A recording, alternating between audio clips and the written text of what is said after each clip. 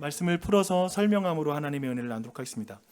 여러분, 오늘은 제가 예수님의 말씀을 통해서 세 가지를 여러분과 나누려고 합니다. 첫 번째, 우리가 사는 세상은 썩고 있다, 썩어져 가고 있고 이 세상은 지금 어두워져 가고 있다라는 사실을 여러분과 함께 나누려고 해요. 저희 집에 어떤 청소년은 이런 말 하더라고요. 내 피부가 썩어가고 있어. 그런 사람이 있고, 어떤 어른은 이런 말 하잖아요. 어른들은 내 마음이 썩어가고 있어, 이런 표현을 쓰는데, 지금 예수님이 말씀하시는 것, 지금 이 세상이 썩어가고 있고 어두워지고 있다는 게 어떤 의미인지 한번 우리가 살펴보도록 하겠습니다. 두 번째, 이 세상을 구해낼 소금과 빛이 세상 밖으로부터 왔다라는 사실을 두 번째로 여러분과 함께 나누려고 합니다. 세 번째, 당신도 그 소금과 빛이 될 수 있다라는 말씀을 오늘 말씀을 통해서 여러분과 나눌 거예요. 여러분, 시작합니다. 여러분, 한번 천천히 한번 생각해 보세요. 우리 동네에 냉장고가 완전히 사라졌습니다. 그래서 마트에서 고기를 사와도, 그리고 생선을 사와도 여러분 어디에다 놓아둘 공간이 없어요. 그렇게 되면 우리는 하루도 가지 않아서 그 냄새, 부패한 냄새, 어떤 썩은 냄새가 집안에 나기 시작할 것이고, 이제 모레만 가도 아마도 우리 모두는 그 고기에 손도 대지 않을 정도로 이제 썩어버릴 거예요, 아마. 그리고 너무나 역겨워서 먹지를 못할 것입니다. 여러분, 예수님이 살고 있을 때 그때가 바로 그런 때였습니다. 그래서 냉장고가 없었기 때문에 고기를 부패하지 않고, 고기가 썩지 않고 고기를 보관하려면 소금을 그 위에 뿌려야 됐습니다. 소금이 필요했어요. 또 한편에 그때에는 전기도 없죠, 당연히. 그렇죠? 냉장고도 없고 뭐 전등도 없어요. 그러니까 그 당시에 그 유대 땅에는 유전이 없었을 거예요. 여기서 유전은 그 유대전력공사 우리 한전, 한국전력공사, 우리 동네니까 이런 좀 말 하는 거니까 살짝이라도 웃어주세요. 굉장히 목사님 노력하는데 거기 유전이 없어. 그러니까 거기는 전등도 없고 휴대폰도 없고 가로등도 없던 그런 시절이었습니다. 근데 그래서 밤이 되면 어떻게 되면 집집마다 작은 등불을 가정 안에서 이제 켜는 것이죠. 이 등불이 뭐냐면요, 작은 그릇에 기름을 담고 거기에 심지를 넣어서 이제 태우는 거죠. 그래서 불빛을 내는 것입니다. 근데 생각해봐요. 그 불빛이 다 꺼지고 나면 방 안은 금세 완전히 깜깜해집니다. 깜깜해져요. 어디가 문인지 몰라. 그쵸? 어디가 문인지 모르고, 또 어디가 지금 사람이 누워있는지도 거의 알아보지 못할 정도예요. 그래서 여러분, 이렇게 깜깜하면 화장실도 미리 갔다 와야 돼요. 잠자기 전에 미리. 왜냐하면 그래서 옛날에는 그 화장실을 밤중에 너무 깜깜해서 갈 수 없으니까 방 안에다가 요강을 뒀어. 거기서 방 안에서 이제 정 급하면 방 안에서 이렇게 소피를 보고 이렇게 하라고 그렇게 요강을 둘 정도였습니다. 여러분, 제가 어렸을 때 여기랑 좀 비슷한 경험을 제가 했습니다. 여러분, 저희 교회 교우들은 제 고향을 알 텐데, 전라남도 보성군 밀영면 용정리 가마골이라고 하는 굉장히 골로 가면 골로 언제 가는 시골이라고 했죠. 골짜기 같은 시골이에요. 근데 제 기억에 유치원 때였던 것 같아요. 제가 유치원 때 저희 집에 처음으로 냉장고가 들어왔어요. 저는 그때 왔어요. 그렇죠? 사람들이 다들 안 믿어요. 몇 년도 살았냐 그러지만 진짜 그 도농과의 차이는 컸습니다. 도시민들 기억해 주세요. 근데 굉장히 차이가 컸어요. 근데 제가 냉장고가 처음 왔을 때 너무나 놀란 거예요. 신기한 거죠, 그렇죠? 한여름에 냉장고에다가 물을 넣으니까 얼음이 되어서 나오더라고요. 그리고 그때 그 첫 번째 왔던 그 냉장고에 뭐가 있었냐면 아이스크림을 만드는 틀이 있었어요. 그래가지고 그 당시에는 아이스크림 어떻게 만들었냐면, 그냥 오렌지 주스도 없어. 그러니까 과립이 있거든. 그 오렌지 주스 그 가루를 막 물로 섞어. 그리고 막 설탕 넣어가지고 그걸 거기다가 그 아이스크림 그 틀에다가 붓고 거기다가 막대기를 꽂아. 그래서 그걸 먹거나, 아니면 여러분 비비빅이라고 알아요? 비비빅. 그러니까 우리 팥 앙금을 만들어가지고 설탕 해가지고 달게 해가지고 거기다 부어. 그러면 그걸 얼리면 비비빅이 돼. 집에서 만들어 먹는 비비빅. 그러니까 이걸 처음에 만들어 먹고 얼마나 신기했는지 몰라요. 그랬어요. 근데 제가 그 어렸을 때는 이렇게 냉장고도 그때 들어왔을 뿐만 아니라, 또 한편에 태풍이 오잖아요. 그러니까 비바람이 치고 강한 바람이 불 때가 되면, 태풍이 오면 종종 그냥 정전이 됐어요. 전기가 집에 들어오지 않았어요. 왜냐하면 전신주 있잖아요. 이 전신주가 쓰러지고 하니까, 중간중간 쓰러지니까 그걸 복구하는 동안에는 때로는 몇 시간씩 전기가 들어오지 않을 때도 있었습니다. 생각해봐요. 갑자기 집이 어두워졌는데 막 꽝꽝 막 우레소리가 들리고 하면 얼마나 겁이 나요? 그럴 때가 되면 우리 엄마가 얘들아, 용주야, 촛불 가져와. 그러면 제가 촛불이 어디 있는지 알았어. 왜냐하면 그때에는 진짜 종종 이렇게 정전이 일어났기 때문에 항상 집에는 초가 준비되어 있었습니다. 그래서 그 초를 꺼내서 불을 하나씩 켜줘. 그러면 방안이 조금씩 환해졌습니다. 근데 저녁에 전기가 이렇게 나가고 나잖아요. 그러면 할 일이 없어요, 여러분. 밤은 캄캄해요. 그러면 어떻게 하느냐요? 우리는 보통 평소보다 굉장히 빨리 잠자리에 들어가서 잠을 자. 그잖아요. 할 일이 없으니까 빨리 잠을 자야 됐어요. 그런 세월을 저는 보냈답니다. 근데 예수님 있잖아요. 오늘 우리가 사는 세상을 보면서 이렇게 말씀하십니다. 지금 이 세상은 소금이 필요하다. 지금 이 세상은 지금 빛이 필요하다라고 이렇게 말씀하고 있어요. 이 말을 다르게 말하면 뭐냐면 지금 너희가 살고 있는 세상은 썩어가고 있다. 너희가 살고 있는 세상은 어두워져 가고 있다라고 이렇게 지금 예수님은 말씀하고 있는 것입니다. 근데 한번 생각해 볼게요. 아니, 냉장고도 있는데 왜 이 세상이 썩어갈까? 아니면 전등, 이렇게 환한 전등이 있는데 왜 이렇게 이 세상이 어두워진다고 말하지? 아니, 이것은 이런 것을 말하는 게 아니라 우리의 마음과 영적인 것에 대해서 지금 예수님이 하시는 말씀이에요. 즉, 한번 성경의 비유로 말해줄게요. 여러분 봐봐요. 나뭇가지가 나무에서 떨어지면 어떻게 되죠? 나무에서 끊어져 버렸어요. 그렇게 되면 처음에는 그 나뭇가지는 여전히 초록색일 거야. 그리고 생생할 거야. 그래서 살아있는 것처럼 보여. 하지만 시간이 지나면 점점 서서히 말라가다가 맨 나중에는 어떻게 될까요? 썩어질 거예요. 썩어버릴 거야. 이렇게 사라지는 거예요. 근데 또 다른 비유를 볼게요. 냉장고에서 전원에서 플러그를 딱 뽑아버렸어요. 그러면 어떻게 되죠? 겉으로 볼 때 냉장고는 똑같아요. 아무런 이상이 없어요. 하지만 그 안에 있는 모든 음식들은 썩어가기 시작하겠죠. 지금 예수님이 하시는 말씀이 그거예요. 너희는 지금 썩어가고 있다 라고 하는 말씀. 하나님을 떠난 사람이 그렇다는 거예요. 하나님을 떠난 사람이. 그래서 하나님은 나무이고 우리 모두는 가지와 같다라고 성경은 말씀하고 있죠. 그래서 우리 있잖아요. 우리 모두는 하나님을 떠나면 점점 죽어가요. 시들어가요. 결국 죽음으로 끝이 나요. 그리고 우리 하나님은 있잖아요. 태양과 같은 분이에요. 빛이에요. 그래서 우리는 만약에 그 태양으로부터 돌아서면 우리 마음은 어두움으로 차오르기 시작해요. 어두워지기 시작한 거야. 그러니까 우리 마음이 어두워지는 건 뭐냐면, 왜 어두워지냐면 하나님으로부터 등을 돌리면, 태양이신 하나님으로부터 등을 돌리면 내 마음에 그늘이 져요. 그 안에 어둠이 생기는 것입니다. 그래서 여러분, 그렇게 되면 여러분 완전히 깜깜한 곳에 가본 적 있어요? 여러분 별로 없을 수 있겠지만 저는 있죠.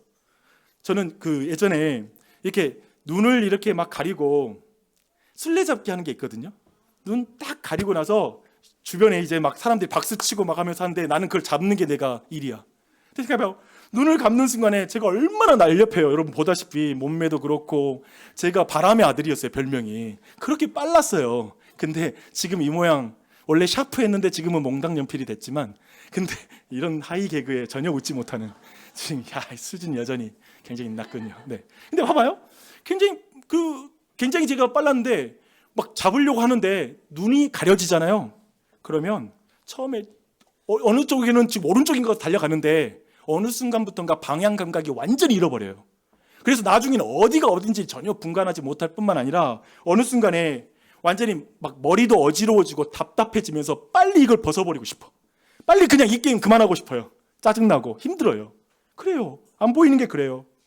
하나님 없이 사는 인생이 그렇다는 거예요. 하나님 없이 사는 사람이 마치 그와 같다라고 성경은 말씀하고 있는 것이죠.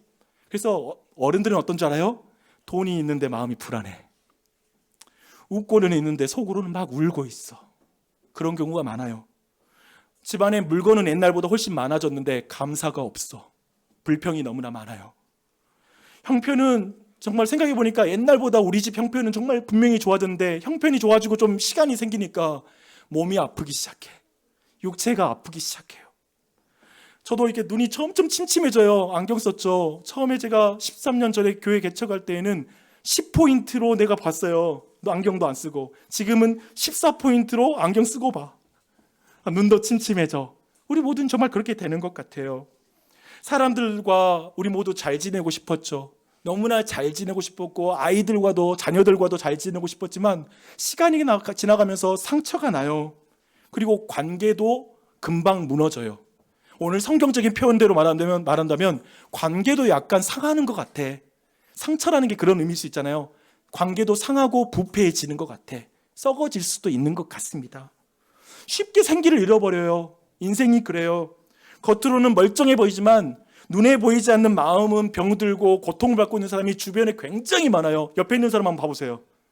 이 사람 마음에 하나쯤 병 들어 있습니다. 아파하는 게 분명히 있을 거예요. 저를 보시면 돼요. 그래서 어떤 의미에서 우리 모두는 이렇게 말할 때가 있죠. 나는 어디로 가야 되지? 이제 남은 인생은 어떻게 살아야 되지? 난 뭘 위해 살아야 하지? 왜 이렇게 인생은 힘들지? 하면서 방향 감각을 잃어버리는 거예요. 방향 감각이 어느 순간 내 삶에 2020년 해는 바뀌었지만 2026년을 내가 어떻게 살아야 될지 그 방향 감각이 내 안에 없을 수 있다는 것이죠. 그래서 오늘 이 말씀에서는 하나님은 우리에게 이렇게 말씀하신 거예요. 나를 떠난 세상은 전원에서 분리된 냉장고처럼 그 내면이 썩어가는 것이란다. 태양과 같은 나를 떠난 사람은 그 마음에 그늘이 질 수밖에 없단다. 너에게 필요한 것은 소금과 빛이야. 소금과 빛이 내가 필요한 거야 라고 지금 첫 번째로 이 말을 우리에게 하는 것이죠. 이 말씀을 기억하십시오. 이제 두 번째 이야기를 여러분과 한번 나누려고 합니다. 세상은 어두워지고 있다고 말씀드렸죠. 썩어가고 있다고 지금 말씀드렸죠. 그런데 성경은 거기에서 멈추지 않아요. 성경은 여기서 절망적으로 끝나는 이야기가 성경이 아닙니다. 오늘 말씀은 아주 놀라운 사실을 우리 모두에게 알려주고 있습니다. 예수님 이렇게 말씀하시죠. 너희는 세상의 빛이다.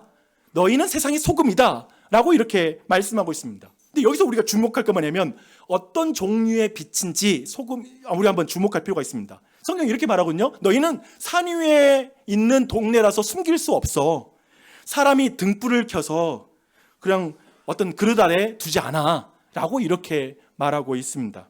근데 이 말씀 찬찬히 들여다보면 이 빛, 지금 여기서 나오는 빛이 어떤 빛인지 그 빛의 종류가 나와요. 빛의 종류는 등불의 빛이죠. 그렇죠? 등불의 빛이에요. 그런데 잘 생각해봐요. 태양과 별은 스스로 빛을 냅니다. 태양빛은 아니에요. 등불이에요.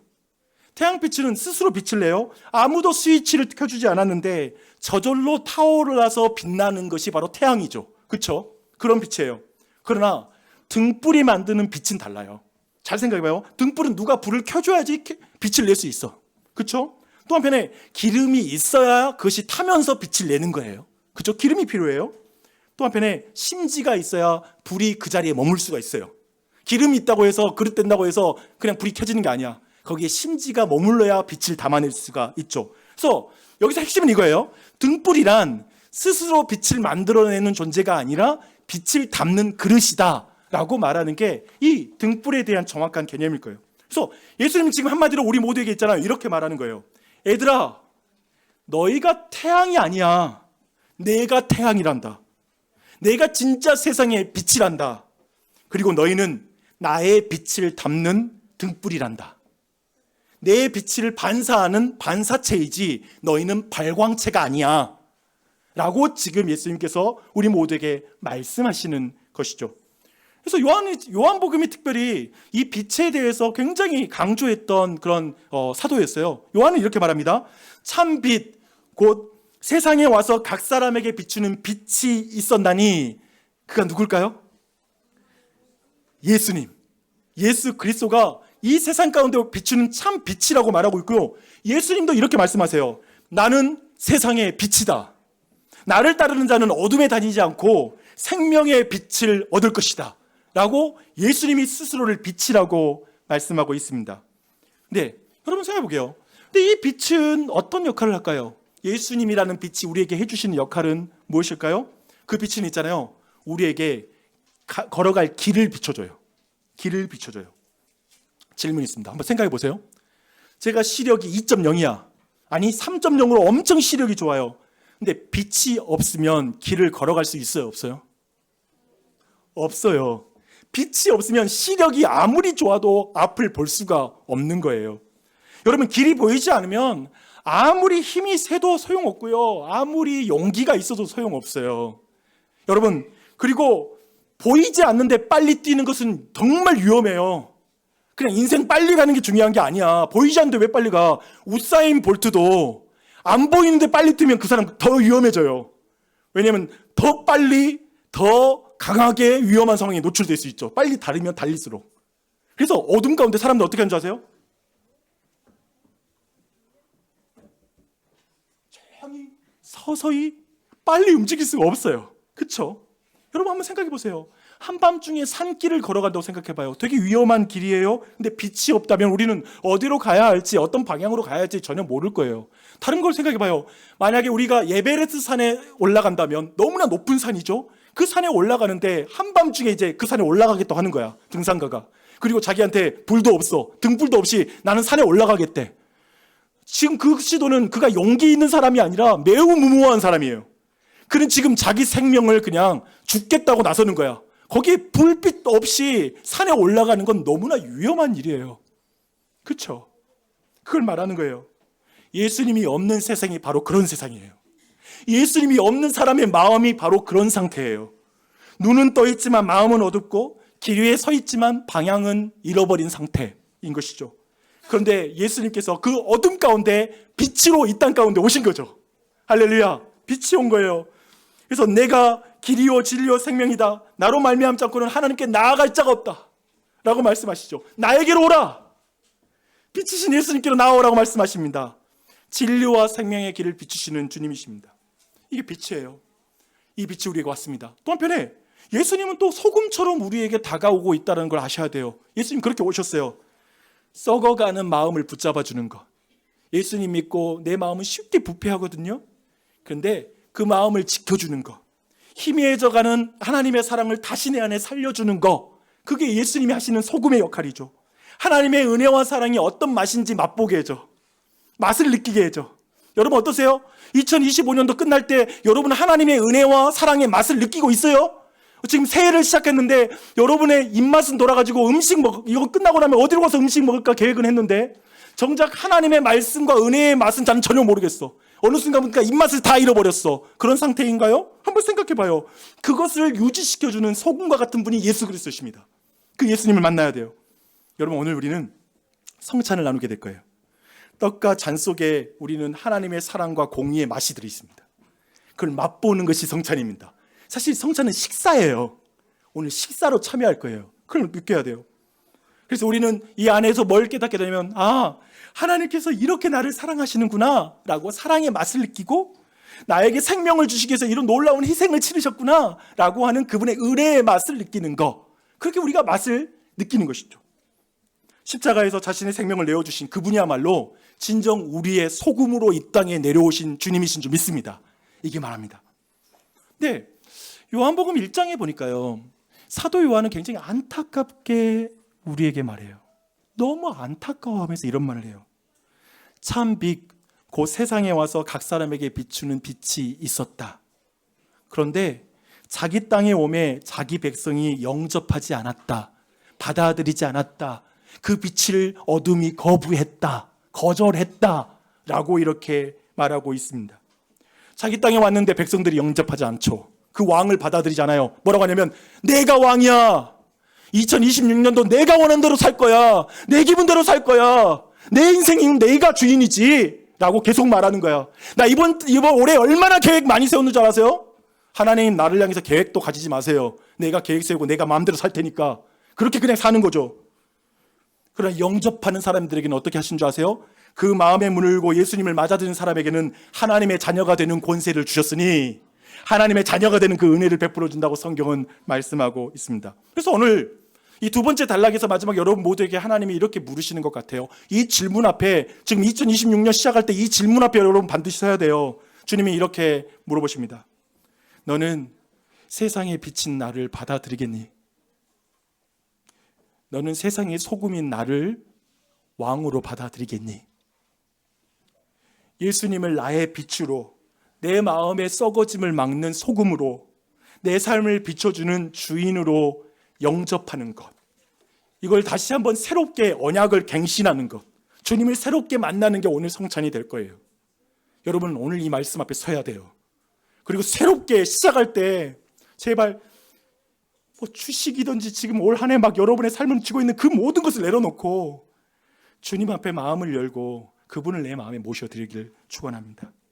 오늘 박지현 자매가 세례식을 통해서 교회 앞에서 예수님을 나의 소금과 빛으로 그것을 교회 앞에 공적으로 자신의 신학을 고백하면서 인을 치는 정말 세례를 받게 될 것입니다. 오늘 이 세례의 은혜가 자매에게 넘치고 성찬의 은혜가 우리 온 교회에 넘치기를 바랍니다. 아멘. 이제 마지막입니다. 당신도 세상의 소금과 빛이 될 수 있습니다. 2026년 여러분도 세상의 빛과 소금이 될 수 있습니다. 예수님을 생각해봐요. 예수님은 빛과 소금이라고 그랬어요. 근데 그분을 내 마음에 모셨다고 생각해봐요. 내 귀에 단 게 아니라 내 마음의 중심에 모신 거예요. 액세서리가 아니라 내 삶의 왕과 주인으로 소금과 빛이신 예수님을 내 마음에 모셔드릴 때 우리 모두는 단지 좋은 사람이 되는 게 아니야, 착한 사람이 되는 게 아니야, 도덕적인 사람이 되는 게 아니야, 그냥 좋은 인생관을 가진 사람이 되는 게 아니라 예수님의 빛이 우리 안에 들어오게 돼요. 소금이신 예수 그리스도의 맛이 우리 안에 들어오게 돼요. 그리고 우리 마음이 변화되는 거. 단지 기독교인이 된다는 것은 우리의 외면적인 행동이 바뀌어서 주일날 예배당에 앉아 있는 게 기독교인이 된다는 의미가 아니라 그 마음의 깊은 곳에서부터 예수 그리스도의 빛이 들어오게 되고 그 소금이 내 안에 들어와서 거기에 내가 절여지는 거죠. 이게 내면의 변화가 일어나는 것입니다. 예수님은 우리가 세상의 소금이라고 말씀하고 있습니다. 여러분, 소금은 어떻게 역할하는 줄 아세요? 소금은 음식에 닿을 때 그 맛을 내기 시작해요. 그냥 병 속에 있을 때, 소금 부대에 있을 때는 아무런 맛을 내지 못해요. 하지만 소금은 음식에 뿌려지고 음식과 섞이고 그렇게 닿아야지만이 소금은 그 맛을 내요. 그래서 우리를 뭐라고 하냐면 너희는 세상의 소금이다 라고 말씀하고 있어요. 그러면서 소금은 첫 번째로 부패를 막는 일에 사용될 수 있죠. 그렇죠? 그래서 썩어가는 생선에 소금을 쫙 뿌리잖아요. 순간 소금이 녹기 시작하고 소금의 입장으로 보면 생선의 비린내가 막 몸에 붙어. 짜증나. 그런데 놀랍게도 그 생선은 이제 더 이상 썩지를 않아요. 썩는 속도가 완전히 달라져요. 그 역할을 하는 것이죠. 그래서 그리스도인들이, 여기 안에 있는 어른들 들으세요. 그리스도인들이 회사에 들어가면 그동안 아무렇지 않게 행했던 모든 거짓과 편법과 불법이 보이기 시작하는 것. 사람들이 이제 의식하기 시작해. 왜냐하면 이 사람이 정직하게 행동하기 시작하거든. 그게 뭔가 잘못됐다고 느끼는 그런 분위기를 풍기거든요. 불법과 편법이 드러나는 것만으로도 분위기가 바뀝니다. 여기는 우리 어린 친구들, 학교에 가면 어떤가요? 친구를 놀리는 말이 아무렇지 않게나 친구들 사이에서 저 한 친구를 막 놀리는 말이 있을 때 예수님을 믿는 그 그리스도인, 예수님을 빛과 소금으로 받아들인 그 사람, 소금인 그리스도인은 이렇게 말하는 거죠. 야, 그 말을 그 친구가 들으면 얼마나 속상하겠어 라고 한마디 하는 거. 그 한마디가 소금입니다. 아이들의 세계에서도 소금은 필요합니다. 단톡방에서 친구 한 명을 몰아가고 놀릴 때 다른 친구에게 용기가, 그 자리 카톡방에 내 글을 올릴 용기가 없다면 한 친구에게 그냥 야, 우리 더 이상 하지 말자, 괜히 나도 보기 너무 불편해, 민망해 라고 한마디 건네주는 거, 그 말이 바로 지금 그 카톡방이 썩어가는 것을 막아주는 방부제가 되는 것이죠. 그게 그리스도인이죠. 어른의 세계에서도 동일한 것 같습니다. 술자리에서 주고받는 남자들의 음담패설, 물론 여성들도 음담패설을 할 수 있겠죠. 그리고 뒷말과 험담이 막 주고받는 과정 속에 최소한 동조하지 않고 그냥 침묵을 지켜주는 것은 저는 소금이라고 믿습니다. 그렇게 해주는 것. 때로는 이 주제로 그만 이야기하자라고 한마디 용기 내서 하는 것 자체는 대단한 소금입니다. 정말 대단한 것입니다. 순간 사람들이 불편해할 수 있겠지만 그 자리에서 더 이상 옛날처럼 썩어가서는 안 된다라고 말하는 그리스도인, 그가 바로 소금인 그리스도인이라고 믿습니다. 여러분, 이렇게 기능해 주십시오. 바로 우리는 이런 소금이 될 수 있습니다. 성령님이 도와주실 것입니다. 하나님 함께 하실 것입니다. 아멘. 근데 이제 세상에서 빛의 기능을 한다는 것은 무엇일까요? 여러분, 어둠 속에서 생각해봐요. 빛의 기능. 어둠 속에서는 모든 색깔이 비슷하게 보여요. 그렇지 않나요? 그래서 빨간색도 파란색도 검은색도 모두 검게 보여요. 아무것도 그냥 그 색깔을 구별할 수 없어요. 그래서 빛이 오는 순간에 모든 사물들은 자신의 진짜 색깔을 드러내기 시작하죠. 진짜 그 색감을 느끼게 만들어져요. 좋은 빛은 있잖아요. 꾸미지 않아요. 즉 네온 사인 막 그런 게 아니라 저 태양은 꾸미지 않아. 그대로를 보여주게 되죠. 즉 그리스도인들은 자기를 통과한 빛이 아니라, 자기가 만든 왜곡된 빛이 아니라 예수 그리스도의 빛, 그 원래의 자연의 빛을 그대로 비춰줘서 그 사람이 그 자신의 본연의 모습, 본연의 색깔을 찾도록 도와주는 사람인 것이죠. 또한 그를 만날 때 그런 의미에서 사람들은 있잖아요. 그리스도인을 만나면 이래야 돼요. 자신의 빛을 찾아야 돼요. 곧 사람들이 자신의 가치를 발견해야 돼요. 그러니까 예수님 믿는 사람 만나면 괜히 내 자신의 가치가 발견돼. 어떤 아이는 이렇게 빛이 될 수 있겠죠. 급식실에서 혼자 밥 먹고 있는 친구에 가서 우리 친구들 조용히 그 친구와 함께 앉아서 말하는 거예요. 같이 먹을까? 이때 같이 먹을까라고 말해주는 것은 이런 의미죠. 너는 결코 혼자가 아니야. 다른 친구들이 너를 무시하고 외롭게 만들더라도 하나님은 너를 그렇게 외롭게 만들지 않았어. 너는 가치 있는 존재야. 나랑 함께 식사할 수 있는 충분한 사람이 돼. 라는 표현인 것이죠. 지금 이 친구는 아무런 설교를 하지도 않았어요. 복음을 전하지도 않았어요. 그저 의자를 옮겨서 앉았을 뿐이에요. 그런데 그 다른 친구는 이 친구에게서 빛을 봐요. 자기의 존재의 가치를 알아봐 준 거예요. 자신의 색깔을 알아봐 준 거예요. 이게 빛이에요. 어떤 청소년은 이렇게 빛이 됩니다. 친구들이 모두 자기중심적으로 살려고 혼자서도 그냥 친구들 분위기 보면서 친구들 또래 문화 속에서 친구들 눈치 보면서 같이 이렇게 죄를 지을 때 그냥 그 혼자서도 바른 선택을 하는 것, 그냥 내 자신이 옳다고 생각하는 것, 하나님 보시기에 기뻐하는 삶을 사는 것, 그게 저는 빛이라고 믿습니다. 아무 말도 하지 않아도 돼요. 근데 사람들이 속으로 이렇게 생각해요. 쟤는 뭔가 다르다 우리랑. 쟤는 뭔가 달라라고 표현해요. 어떤 어른들도 이렇게 빛이 될 수 있습니다. 손해를 보더라도 정직을 선택하는 것, 내가 좀 피곤하더라도 내가 좀 더 잘 섬기는 것. 사람들은 그 가운데 속으로 이렇게 생각하죠. 야, 요즘 세상에 저런 사람이 다 있네. 요즘 세상에 저런 사람이 다 있네. 이게 거룩이란 뜻이죠. 거룩. 그러면서 말하지 않아도 사람들이 이렇게 생각해요.